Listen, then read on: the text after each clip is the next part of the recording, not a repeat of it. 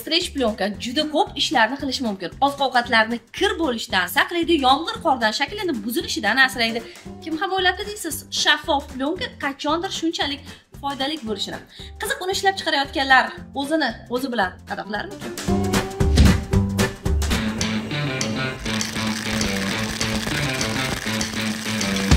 Strech plyonka ishlab chiqarish uchun polietilen granulalari kerak. Ushbu korxona xomashyoning 6 xil turidan foydalanadi. Ish jarayoni ekstruder deb nomlanuvchi apparat orqali boshlanadi. Avvalo apparat 280 darajagacha qizdirilishi kerak.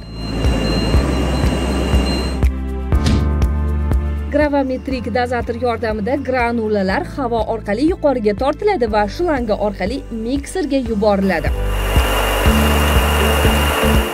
Mikser xomashyoni mukammal aralashtirib, yagona massa holiga keltirib oladi. Maromiga yetib erigan massa shneyk orqali intensiv qizdiriladi. Bu jarayonda granulalar suyuqlik holatiga o'tadi. Eritilgan massa maxsus distribyuterda birlashib, vinner kallagi orqali yetkazilishni boshlaydi.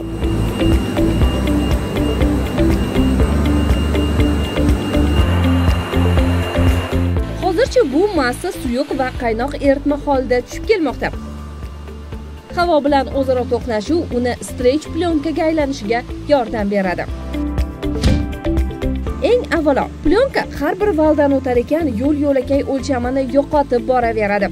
Eng avvalo 27 mikron qalinlikka ega bo'lgan mahsulot g'altakka o'ralish chog'ida soch tolasining qalinligi, ya'ni 17-18 mikron yupqalikda bo'ladi.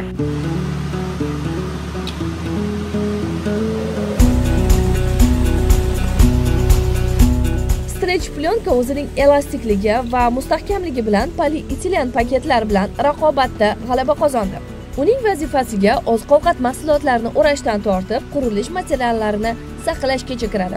Estetik jihatdan ham yoqimli. Toshkentda joylashgan korxona yiliga millionlab o'ramdagi strechlarni ishlab chiqarmoqda. Biz poytaxtning qolgan loyihalarini ham kuzatamiz.